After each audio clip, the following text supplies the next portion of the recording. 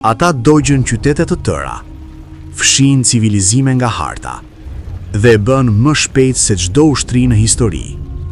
Si arriti një djalë i braktisur nga fisi i tij të ndërtonte perëndorinë më të madhe toksore që ka parë bota? Kjo është e vërteta e frikshme për Xhengis Khan. Në stepat e ftohta të Mongolisë, mbijetesa ishte ligji i vetëm. Fiset luftonin vazhdimisht. Tradhtia ishte normale. Dobësia do të thoshte vdekje. Xhengis Khan nuk lindi i fuqishëm. Emri i tij i vërtet ishte Temujin. Babai i tij u helmua nga armiqt. Fisi i tyre i braktisi. Familja e tij mbeti pa mbrojtje.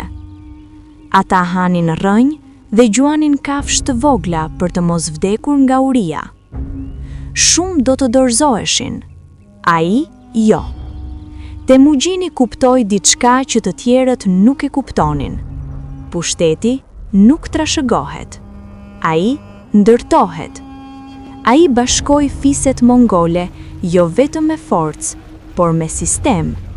Ai shpërblente besnikërinë, promovonte luftëtarët sipas meritës, jo sipas gjakut. Kjo ishte revolucionare për kohën. Ushtria e tij u bë e disiplinuar.